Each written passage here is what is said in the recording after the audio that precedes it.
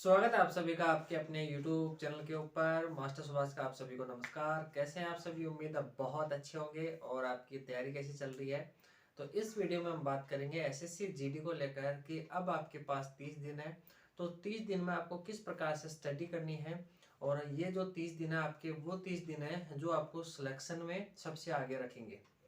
किस प्रकार से मैंने जब 2021 का एसएससी जीडी का एग्जाम दिया था, तो किस प्रकार से मैंने जो 30 दिन बच रहे थे मेरे, तो मैंने किस प्रकार से मेरा रूटीन सेट किया था, किस प्रकार से मैंने स्टडी की थी, उन चीज़ों को डिस्कस करेंगे। और आपको मैं ये बता पाऊंगा कि आपको कौन सी चीज़ें नहीं करनी है जिसकी वजह से आपके सिलेक्शन होने में जस्ट थोड़े से मार्क्स कम रह जाए। ठीक है, तो मैं आपको वो सारी चीज़ें डिस्कस करूंगा जो आपको नहीं करने हैं, और वो चीज़ें भी बताऊंगा जो आपको करनी है, और वो मस्ट आपको करनी है जिससे आपको सिलेक्शन में सबसे आगे रहो। आखिर आपको एक सीट की जो लड़ाई है वो किस प्रकार से जीतनी है, उसके बारे में हम डिस्कस करेंगे। पूरा कंप्लीट डिस्कशन करेंगे स्टार्ट से लेकर एंड तक कि आपको किस प्रकार से पूरी तैयारी आगे करनी है आने वाले 30 दिनों के अंदर। अब आज हो गई है 9 दिसंबर और 10 जनवरी से आपके स्टार्ट हो जाएंगे एग्जाम। तो नेट आपके पास 30 दिन है, और ये 30 दिन बहुत इंपॉर्टेंट आप सभी के लिए। तो देखो, आपके पास सबसे पहले है कि आपने एग्जाम पैटर्न समझ लिया है। पिछली बार जो एग्जाम पैटर्न था उससे थोड़ा सा चेंज कर दिया है इस बार एसएससी ने आपका एग्जाम पैटर्न। हालांकि सब्जेक्ट आपके सेम के सेम वो के वो है, लेकिन जो एग्जाम का पैटर्न है उसके अंदर आपको पता है कि 1 घंटा मिलेगा। पिछली बार आपका 1 1.5 घंटा था। और जो नंबर ऑफ क्वेश्चन थे वो भी पिछली बार से कम कर दिए, यानी हर सेक्शन के आपको 20 क्वेश्चन मिलेंगे। ठीक है, इस प्रकार से 80 क्वेश्चन हो गए। टाइम है आपके पास कितना? 1 घंटा। पिछली बार से आधा घंटा कम है, और 20 क्वेश्चन आपके घटा दिए गए हैं। अब जो लड़ाई है वो अब 1 घंटे की लड़ाई रह गई है, जिसमें आपको आपकी एक सीट पक्की करनी है। तो ये किस प्रकार से करना है, सबसे पहले हम बात करते हैं आपके 4 सब्जेक्ट कौन कौन से हैं जो इंपॉर्टेंट है। पहला है आपका मैथ, दूसरा आपका रीजनिंग, तीसरा आपका जीके, और चौथा और पांचवा दोनों ओब्लिक में आपके सब्जेक्ट कि वहां आपको ऑप्शन मिलेगा कि आपको 20 क्वेश्चन हिंदी के करने हैं या फिर 20 क्वेश्चन आपको इंग्लिश के करने हैं। वो आपकी चॉइस के ऊपर है कि आप कौन से सब्जेक्ट को करने में कंफर्टेबली हैं। जो आप यहाँ पढ़ते हैं वही आपको वहाँ अटेम्प्ट करना है। ऐसा नहीं कि वहाँ जाके आपने सब्जेक्ट ही चेंज कर दिया कि मुझे इंग्लिश नहीं करनी हिंदी करनी है, या फिर हिंदी नहीं करनी इंग्लिश करनी है। तो सबसे पहले बात करते हैं कि आपको इन सब्जेक्ट को किस प्रकार से तैयार करना है, और कौन कौन से सोर्स आपको अब लास्ट टाइम में फॉलो करने हैं, जिसकी वजह से आपका जो एग्जाम का दिन होगा उस दिन आप मैक्सिमम स्कोर कर पाओ आप अपनी एग्जाम के अंदर। तो सबसे पहले हम स्टार्ट करेंगे हिंदी से। तो हिंदी आपको देखो किस प्रकार से पढ़नी है। हिंदी वो सब्जेक्ट है जो आपकी मेरिट को डिसाइड करता है, यानी अगर हिंदी में आपने मैक्सिमम मार्क्स ले लिए तो फिर आपको ज़्यादा टेंशन लेने की जरूरत नहीं है। और सब्जेक्ट में अगर थोड़ा बहुत कम भी स्कोर रह जाता है तो आपको हिंदी कवर कर जाएगा। अगर हिंदी में आपके नंबर कटे तो सोचना कि आप बिल्कुल रनिंग से बाहर हो जाओगे। तो अब देखो आपको हिंदी को किस प्रकार से तैयार करना है। हिंदी देखो आपके लिए एक बोनस और प्लस पॉइंट है, जिसकी हिंदी बहुत ज़्यादा खराब नहीं है या फिर बहुत ज़्यादा अच्छी नहीं है। अगर मीडियम है तो भी आप बहुत अच्छा स्कोर, यानी बहुत अच्छे से, मतलब ये है कि 18-19 क्वेश्चन आप इजीली कर सकते हो। अगर अब भी 1 महीना आपने हिंदी नहीं पढ़ी है, पहले अगर आपने हिंदी नहीं पढ़ी है, इस महीने में आप हिंदी को पूरा टाइम देते हो, 2 से 3 घंटे अगर हिंदी को भी देते हो तो आप आराम से कर लोगे। अगर आपको ऐसा कोई कहता है कि आधे घंटे में 1 घंटे में हिंदी तैयार हो जाएगी, तो मेरे भाई और मेरे बहनों इस चीज़ को आप भूल जाओ, दिमाग से निकाल दो। आधे और 1 घंटे में हिंदी तैयार नहीं होगी। हालांकि तैयार हो जाएगी, लेकिन आपके मार्क्स आएंगे 12 से 13। ठीक है, 7 से 8 मार्क्स का मतलब है कि 16 या 18 नंबर आपके नहीं मिलेंगे आपको। और ये नंबर आपको, ये गैप बढ़ने में आपको अदर सब्जेक्ट में बहुत ज़्यादा जोर आएगा। तो देखो हिंदी कैसे तैयार करनी है आपको। हिंदी में देखो सबसे पहले जो इंपॉर्टेंट आपके मुहावरे, विलोम शब्द, पर्यायवाची, एक शब्द और शब्द युग्म और शब्द शुद्धि। पिछली बार शब्द शुद्धि के भी 2 क्वेश्चन पूछे थे, और वाक्य शुद्धि के भी क्वेश्चन आए थे। और 5 नंबर का पिछली बार आया था, 5 क्वेश्चन का आया था एक paragraph, fill in the blank वाला, जो आपको फिल करना था। इस बार भी पैटर्न सेम सा रहेगा। 5 नंबर का फिल इन द ब्लैंक आएगा, और 15 क्वेश्चन आएंगे आपके ग्रामर पोर्शन से। जो वोके पोर्शन है उससे ग्रामर आपका आता नहीं है, इसके अंदर सिर्फ वोके पोर्शन आता है, जिसमें मैंने आपको बताया आपके विलोम शब्द, पर्यायवाची, एक शब्द, मुहावरे, लोकोक्तियां, शब्द शुद्धि, वाक्य शुद्धि, ये वाले आएंगे। या फिर शब्द युग्म भी पूछा था कुछ शिफ्टों के अंदर। तो ये सब्जेक्ट है, इन सब्जेक्ट को आपको तैयार कैसे करना है। आपको अगर आपके पास हिंदी की बुक तो होगी, जो भी आपके पास बुक है वो सबसे बेस्ट है। अब इधर उधर आपको नहीं भागना है कि आपको हिंदी के लिए नई बुक खरीदनी है या किसी और टीचर ने कुछ और बता दिया तो वहां भागना है। जो आपके पास अभी सोर्स है उसी सोर्स को सिर्फ बार बार आपको रिपीट करना है, और उससे बाहर और कुछ भी नहीं आएगा। अगर उससे बाहर कुछ आया तो वो किसी के लिए भी फिर असंभव होगा करने के लिए। अगर आप नहीं कर सकते हो तो फिर उस चीज़ को कोई नहीं कर सकता। इस चीज़ को आप हमेशा दिमाग के अंदर रखो कि आपने जो पढ़ा वो सबसे बेस्ट है और उसी में से सब कुछ आने वाला है। अगर उसमें से नहीं आया तो फिर किसी भी सोर्स में से नहीं आएगा। ये चीज़ आप अपनी गांठ बांध लो अच्छे से। अब देखो आपको किस तरीके से प्रैक्टिस करनी है। अगर आप सुबह पढ़ने में आपको कंफर्टेबल है तो सुबह पढ़िए, दिन में पढ़ने में कंफर्टेबल है दिन में, अगर रात को आप हिंदी पढ़ सकते हो तो रात को पढ़ सकते हो, ठीक है। तो देखो किस प्रकार से सबसे पहले आपको स्टार्ट करने हैं विलोम शब्द। तो डेली आपको इनका रिवीजन करना है। ऐसे नहीं कि आज विलोम शब्द पढ़े 7 दिन बाद में आप विलोम शब्द वापस पढ़ लो। मैक्सिमम कितना टाइम लगता है विलोम शब्द पढ़ने में? ज़्यादा से 200, 250, 300 होंगे विलोम शब्द जो काफ़ी इंपॉर्टेंट है। सबसे पहले विलोम शब्द पढ़ो। अगर डेली का 20 मिनट भी, ज़्यादा से ज़्यादा मैक्सिमम 20 मिनट लगते हैं विलोम शब्द का रिवीजन करने में। मैं ऐसे करता था कि 20 मिनट मैं विलोम शब्द के ऊपर टाइम लिख दिया था, मैंने टाइम नोट करके, कि जैसे मेरे पास लूसेंट थी और जो एनसीईआरटी हिंदी की बुक थी वो, जिसमें 9 से 12 तक हिंदी की एनसीईआरटी की बुक चलती है, जिसके अंदर कंप्लीट आपकी ग्रामर पोर्शन और आपका वोकेब पोर्शन होता है। तो उन दोनों को मैं क्या करता था, जैसे हिंदी मुझे विलोम शब्द पढ़ने हैं तो मैं टाइम लगा के चेक करता था कि मुझे पूरे विलोम शब्द पढ़ने में कितना टाइम लग रहा है। तो मैंने नोट कर लिया कि मुझे 15 मिनट लग रही हैं, तो मैं स्टार्ट में जहाँ विलोम शब्द स्टार्ट होते हैं वहाँ पर मैं 15 मिनट लिख देता था कि 15 मिनट मुझे विलोम शब्द पढ़ने में लगे। इसी प्रकार से पर्यायवाची, इसी प्रकार से जो आपका एक शब्द है, और सेम जो चीज़ है वो करता था मैं मुहावरे और लोकोक्तियों में। सबके ऊपर मैंने टाइम लिख दिया था कि मुझे ये काम करने में कितना टाइम लग रहा है। तो जैसे ही मैं पढ़ने बैठता था तो टाइम लगा के देखता था, मुझे पता है कि 20 मिनट इसमें लगेंगी, 10 मिनट इस पोर्शन में, 10 मिनट इस पोर्शन में। तो इस प्रकार से तो अंदर से कॉन्फिडेंस रहेगा कि मुझे बस इतनी देर पढ़ना, इतनी देर में ये सब्जेक्ट मेरे कंप्लीट हो जाएंगे। तो यानी कि 1 घंटे के अंदर लगभग आप आधे से ज़्यादा हिंदी का रिवीजन कर दोगे जो आपके इंपॉर्टेंट टॉपिक है, ठीक है। सबसे पहले आपको विलोम शब्द पढ़ने हैं, फिर आप मुहावरे पढ़ो, फिर आप लोकोक्तियाँ पढ़ो, फिर आप एक शब्द पढ़ो। और सबसे ज़्यादा जो आपको मेहनत करनी है वो करनी है पर्यायवाची पे और शब्द शुद्धि वाले पे, क्योंकि यहाँ ज़्यादा कन्फ्यूजन होता है, एक जैसे शब्द होते हैं। तो शब्द शुद्धि के आप डेली के 5 से 7 शब्द अगर लिखोगे, उनके बार बार हर शब्द को 5 से 6 बार लिखो, फिर वापस उसको याद करो, फिर 5 से 6 बार लिखो उसको, फिर याद करो। इस तरीके से डेली के अगर 5 या 6 भी आप लिखोगे तो 30 दिन में 5 के हिसाब से 150 शब्द हो जाते हैं। और 150 शब्द अगर आपको याद हैं तो आप आराम से ऑप्शन को एलिमिनेट करके भी आप उत्तर ला सकते हो। सेम काम करना है आपको पर्यायवाची में। पर्यायवाची में कैसे करना है कि डेली के आप 4 या 5, ठीक है, मैक्सिमम, ज़्यादा मत उठाओ, क्योंकि ज़्यादा उठाओगे तो ना तो वो आपको याद होंगे और रिजल्ट निकलेगा बिल्कुल 0। 10 दिन तक आपने 30 पर्यायवाची, आप सोचिए कि 30 पर्यायवाची याद करूंगा, तो डेली आप 30 पढ़ते गए। 11वें दिन आपको पूछा गया तो आपको एक भी पर्यायवाची ठीक से याद नहीं है, तो आप क्या करो, डेली के 3 या 4, ठीक है, मैक्सिमम 4 ले सकते हो, 5 ले सकते हो। इससे ज़्यादा आप लोगे तो कन्फ्यूज हो जाओगे।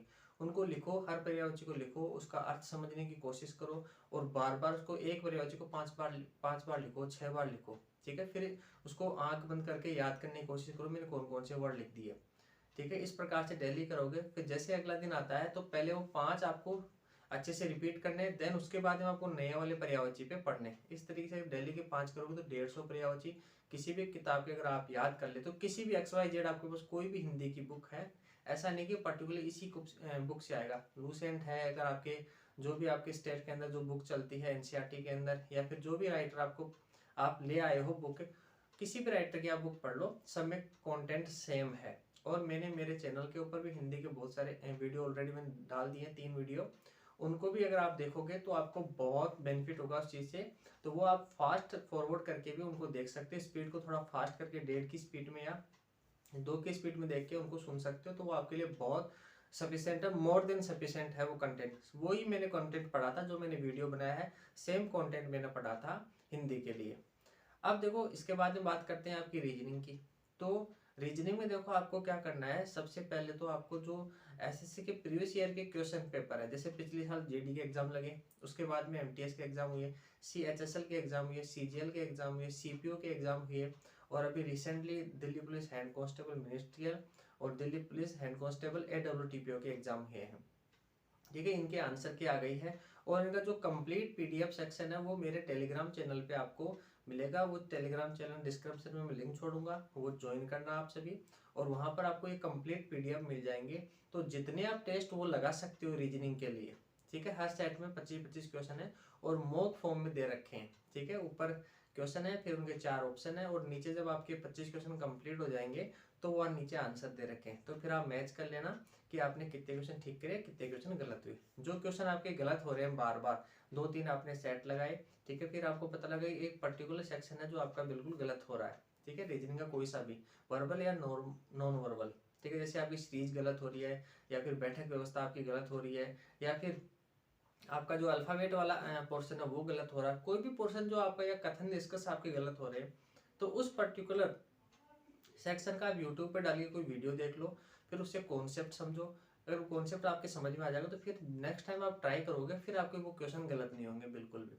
तो रीजनिंग के लिए आप डेली के 4 सेट भी लगाओगे 25-25 के, तो 100 क्वेश्चन हो जाते हैं। और 30 दिन है आपके पास, सभी के पास, ठीक है। जिनका एग्जाम थोड़ा लेट आएगा उनके पास थोड़ा ज़्यादा वक्त रहेगा, लेकिन इनफ आपके पास 30 दिन है। अगर डेली के 4 सेट लगाओगे, 2 घंटे में आप आराम से 4 सेट, या 3 घंटे में आराम से 4 सेट लगा लोगे आप, तो फिर देखना आप 4 सेट के हिसाब से अगर डेली के 100 क्वेश्चन हो गए तो 30 दिन के आप भाई 3000 क्वेश्चन हो गए। 3000 क्वेश्चन रीजनिंग में निकालना बहुत बड़ी बात हो जाती है। आप आराम से जब आप करोगे तो 20 में से 18-19 20 क्वेश्चन आप आराम से करेक्ट कर पाओगे। आपके एग्जाम में 20 क्वेश्चन पूछे जाएंगे, 20 में से आप 18 पे, 17 पे, 18 पे, 19 पे आराम से पहुंच जाओगे, आराम से, अभी भी अगर आप बिल्कुल इस तरीके से तैयारी करोगे तो। फिर तीसरे सेक्शन की बात करते हैं, आपका मैथ, ठीक है। मैथ और रीजनिंग और हिंदी, ये तीनों ही वो स्कोरिंग पार्ट हैं जो आपको एसएससी जीडी में टॉप रैंकर में लेके जाएंगे, ठीक है। देखो मैथ का क्या करना है, देखो मैथ कुछ का बहुत अच्छा हो सकता है, मैथ कुछ का थोड़ा कमजोर हो सकता है, कुछ का मीडियम हो सकता है। तो हम देखो जो जिनका थोड़ा कमजोर है या जिनका मीडियम है उनके लिए बात करते हैं। जिसका ठीक है उसको तो क्या ही बताना है कि उसको किस तरीके से पढ़ना है। जिनका मीडियम और थोड़ा सा मीडियम से थोड़ा सा कम है, तो वो भी आराम से 14-15 क्वेश्चन आराम से कर देंगे। अगर एडवांस आप कर सकते हो तो एडवांस के सिर्फ आपको 2D वाले चैप्टर करने हैं, जिसमें आपका आयत आता है, आयत आता है, वर्ग आता है और चतुर्भुज आता है। सिर्फ ये क्वेश्चन करने, या फिर बेलन और आपका गोला, और दूसरी चीज आपका शंकु। ये 3-4 टॉपिक हैं जो आपको करने, अगर इनका फॉर्मूला भी आप याद कर लोगे अच्छे से और कुछ कुछ क्वेश्चन इनके लगा लोगे तो इजीली वहाँ सिंपल क्वेश्चन आएगा, फॉर्मूला बेस्ड क्वेश्चन आएगा जो आप आराम से कर पाओगे एडवांस का। फिर बात करते हैं अर्थमेटिक की। अर्थमेटिक आपने जहाँ से पढ़ा है सिर्फ उन नोट्स का आपको बार बार रिवीजन करना है। दूसरी चीज जो अभी मैंने रीजनिंग के लिए बताया, सेम पेपर सेट निकालने आपको लास्ट ईयर के जीडी के, सीएचएसएल के, एमटीएस के और सीजीएल के, ठीक है, और सीपीयू के, और अभी जो दिल्ली पुलिस के लगे हैं उनके। जितने पेपर सेट आप लगाओगे उतना ही आपको बेनिफिट मिलेगा। और उल जलूल आप बिल्कुल भी पेपर सेट ना लगाए जो अलग अलग ऐप के माध्यम से आप लगाते हो या इंटरनेट के माध्यम से आप लगाते हो मॉक, वो मॉक बिल्कुल भी ना लगाओ। जो एसएससी ने पूछे अपने एग्जाम में, पिछले आने वाले एग्जाम में, सिर्फ वही एग्जाम में अगर आप मॉक लगाओगे तो सेम टू सेम डिट्टो आपको उसी पैटर्न के ऊपर क्वेश्चन मिलेंगे। कोचिंग वाले आपको थोड़े बहुत ज़्यादा टफ बना के देंगे, फिर आप उस टफ के चक्कर में उलझे रहोगे, बार बार किसी से हेल्प लोगे, तो आपका आधा टाइम तो उसी वजह से चला जाएगा। और डीमोटिवेशन जो आएगा वो अलग है आपकी, ठीक है, वो तो आपका प्लस है डीमोटिवेशन। तो अगर आप ऐसे लंबे चौड़े क्वेश्चन लगाओगे तो इस प्रकार से आप ना तो अच्छा स्कोर कर पाओगे और बिल्कुल ललक आपकी खत्म हो जाएगी कि अब यार मैं क्या करूँ, मेरा तो स्कोर ही नहीं बढ़ रहा है। इस तरीके से क्वेश्चन आ रहे हैं, वैसे क्वेश्चन बिल्कुल भी नहीं पूछे जाते एग्जाम के अंदर। बिल्कुल सिंपल और एक एक्यूरेट वे में आपसे क्वेश्चन पूछा जाता है, जिसका प्रॉपर एक वे होता है आंसर का। जो आपने पिछले प्रीवियस ईयर के क्वेश्चन आप देखोगे तो सेम एक अच्छा पैटर्न होता है, जो आपने पढ़ा है सेम टू सेम वैसा ही पूछा जाता है आपसे मैथ के अंदर। तो मैथ में अगर आप 15-16 स्कोर कर रहे हो, 14-15-16, तो बहुत अच्छा स्कोर है। यहाँ आप स्कोर थोड़ा सा, जितनी आप मेहनत करोगे वहां से 2-3 क्वेश्चन आप और बढ़ा सकते हो। आप इस वक्त आप जो आपके पास 1 महीना है इसके अंदर आप 1-2 क्वेश्चन और बढ़ा सकते हो, 16-17 तक आप पहुंच सकते हो आराम से भी, ठीक है। अब इसके बाद करते हैं लास्ट में आपका जीके का सेक्शन। तो जीके का सेक्शन देखो सभी को बहुत अच्छा लगता है, पढ़ने में भी बहुत ज़्यादा मजा आता है। और आप देखोगे सबसे ज़्यादा जो टाइम देता है स्टूडेंट वो देता है जीके के ऊपर, क्योंकि उसको बहुत मज़ा आ रहा होता है, क्योंकि 4-4 घंटे की मैराथन क्लासेस देखता है वो। 4 ऑब्जेक्टिव जो क्वेश्चन है उनकी सीरीज अभी टीचर्स लेके आएंगे, तो वो देखेंगे, उनका बहुत टाइम कंज्यूम करेंगे वो, ठीक है। तो आप भी इस भूल भुलैया के अंदर ना पड़ना, जो मैं कहूँ वो चीज़ करोगे तो आप आराम से अच्छा स्कोर करोगे। देखो 20 में से आप मैक्सिमम कितना स्कोर कर पाओगे, 8 क्वेश्चन, 9 क्वेश्चन, 10 क्वेश्चन, 12 क्वेश्चन, ठीक है। और मैक्सिमम 13 क्वेश्चन या 14 क्वेश्चन। जो बहुत अच्छा पढ़ता है वो 14 क्वेश्चन तक पहुंच जाएगा एसएससी के एग्जाम में। तो ठीक है, तो आपको बहुत ज़्यादा तीर नहीं मारनी है जीके के अंदर, और आप ज़्यादा तीर मार भी नहीं पाओगे, क्योंकि एसएससी ऐसा जीके पूछता है कि आपके 7-8 क्वेश्चन, 10 क्वेश्चन मैक्सिमम अगर ठीक हो जाते हैं तो अपने आप को बहुत सेफ समझना आप, ठीक है। ज़्यादा जोश में आके आपको ज़्यादा ना तो अटेम्प्ट करने हैं और ना ही आपको कोशिश करनी है ज़्यादा अटेम्प्ट करने की। जितने आपके हो रहे हैं 7-8-9-10 क्वेश्चन ठीक हो रहे हैं, बिल्कुल एक्यूरेट ठीक हो रहे हैं, तो मोर देन इनफ है। ये आपका स्कोर आपको ना तो आपकी मेरिट बढ़ाएगा, ठीक है, ये मेरिट को हमेशा डाउन करेगा आपका जीके वाला स्कोर। जितने आप ज़्यादा अटेम्प्ट करोगे, अगर वो उन पे आप श्योरिटी नहीं है तो आपको ले डूबेंगे। अब देखो जीके के अंदर आपको कौन कौन से पोर्शन पे ध्यान देना है। सबसे पहले तो जीके में आपको क्या करना है, पॉलिटी के अंदर। तो पॉलिटी में देखो आपको क्या पढ़ना है, यानी कि राज्य व्यवस्था। तो राज्य व्यवस्था आपको एक तो आर्टिकल अच्छे से याद होने चाहिए 1 से लेकर 365 तक, ठीक है। और उनके अंदर भी आपके मौलिक अधिकार, नीति निर्देशक तत्व और राष्ट्रपति, ठीक है। इनके तो आपको आर्टिकल बहुत अच्छे से रटे हुए होने चाहिए, क्योंकि पिछली बार ऐसा हुआ था हर एग्जाम के अंदर 2 क्वेश्चन थे पॉलिटी के, एक क्वेश्चन था आर्टिकल से, दूसरा था जनरल, ठीक है। अब दूसरी चीज आपको क्या पढ़ना है, एक राष्ट्रपति बहुत अच्छे से पढ़ना है, उच्चतम न्यायालय बहुत अच्छे से पढ़ना है, राष्ट्रपति, उपराष्ट्रपति और उच्चतम न्यायालय। इसके बाद में आपको विधानसभा के बारे में थोड़ा बहुत, और उसके बाद में निर्वाचन आयोग के बारे में, और राष्ट्रपति की शक्तियों के बारे में अच्छे से पढ़ना, 352, 356 और 360, ठीक है। इससे हर बार क्वेश्चन पूछेगा, इस बार भी पूछेगा। तो ये हुई बात पॉलिटी की, आपको आर्टिकल अच्छे से याद करने हैं, और राष्ट्रपति, उपराष्ट्रपति, प्रधानमंत्री और उच्चतम न्यायालय और आपकी विधानसभा, इसके बारे में अच्छे से पढ़ लेना है। इसके बाद में बात करते हैं आपका ज्योग्राफी। तो ज्योग्राफी में देखो आपको नदियां बहुत अच्छे से पढ़नी है, ठीक है। नदियां और उनकी सहायक नदियां एसएससी का बहुत फेवरेट टॉपिक है, कि नदियां और सहायक नदियां ये पूछता है। और ज्यादातर पूछता है दक्षिण भारत की नदियां, या फिर जो पूर्व की नदियां हैं असम की तरफ की, उन नदियों को ज्यादा पूछता है, या फिर सिंधु की सहायक नदियां, ठीक है। ये थोड़ा कंफ्यूजिंग पोर्शन है, या तो वो क्रम पूछता है इनका, या फिर सहायक नदियां पूछता है। दूसरा जो है वो चोटियां, जो भी हिमालय की चोटियां हैं, ठीक है। दक्षिण भारत की सबसे ऊंची चोटी कौन सी है, दक्षिण आपके पूर्व की कौन सी ऊंची चोटी है, या फिर हिमालय की सबसे जो बड़ी मेजर चोटियां हैं, या फिर उनका क्रम पूछता है, ऊपर से नीचे या फिर दाएं से बाएं। तो ये क्रम आपको याद रखना है, और इन चोटियों की स्थिति कहाँ पर है, कौन सी चोटी कहाँ पर है, वो आप अच्छे से देखना है। एक नेशनल पार्क काफी इंपॉर्टेंट टॉपिक है। इसके बाद में बात करते हैं एक जनसंख्या, और एक है खनिज, ठीक है। ये टॉपिक तो आपको बहुत अच्छे से पढ़ने हैं, बार बार इनका रिवीजन करना है। एक इंपॉर्टेंट टॉपिक दर्रे, ठीक है। ये 5-6 टॉपिक ऐसे हैं जो इनसे हर बार क्वेश्चन पूछता है एसएससी, और इस बार भी पूछेगा। और फिर बात करते हैं जो कॉमन फैक्ट होते हैं, उन फैक्ट को आपको अच्छे से कवर करना है ज्योग्राफी के। फिर हम चलते हैं आपके आधुनिक भारत पर। आधुनिक भारत से भी क्वेश्चन बनता है। आधुनिक भारत आपको कहाँ से पढ़ना है, आधुनिक भारत आपको 1885 यानी कि जहाँ जब से कांग्रेस की स्थापना हुई थी, ठीक है, तब से लेकर के एंड 1947 तक आपको पढ़ना है। इसके आगे का जो पोर्शन है वो पॉलिटी में कवर हो जाएगा।